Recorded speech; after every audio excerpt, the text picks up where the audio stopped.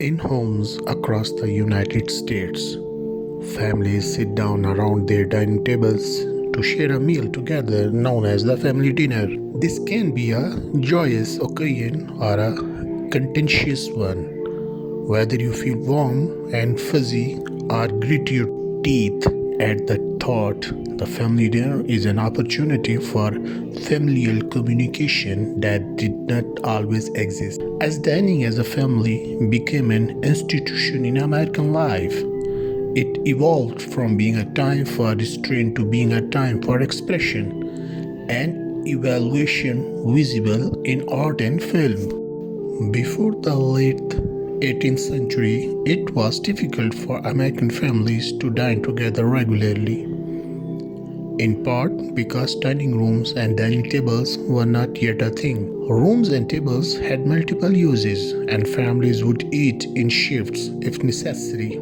If there were not enough chairs for all the members of the family, the men would sit and the women and children might stand, coming and going from the table. The rise of the American family dinner depends upon the arrival of dining table and the dining room from Europe, where they had been embraced since Elizabeth's times. One of the first American homes to have a room specifically meant for dining was Thomas Jefferson's Monticello, built in 1772. The dining room, with the dining table at its center, began to be incorporated into wealthy homes across the country, eventually trickling down to the middle class. From the mid-19th century onward, the dining room was used as a place to cultivate a sense of family. Now that there was a designated space and enough chairs around the table for families to dine together, there were also designated family mealtimes,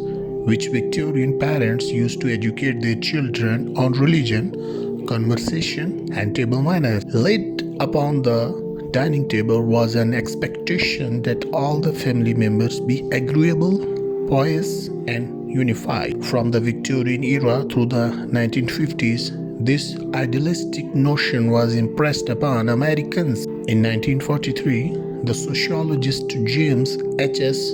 Bozart wrote that it is at the dining table, and particularly at dining time, that family is apt to be at its greatest ease.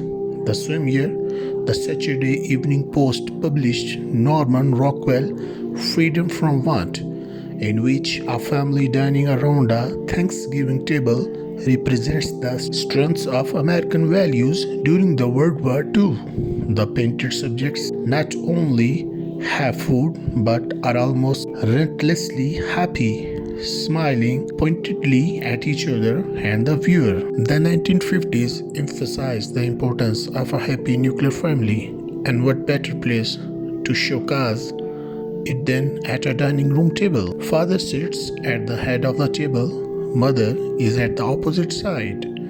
They are flanked by their docile children. A Date with Your Family, a 50s instructional film, provides a disturbing peek into the era rigid rules for dining with mom and dad. Mother and daughter switch into nice attire for the meal because the narrators tell us the women of this family seem to feel that they owe each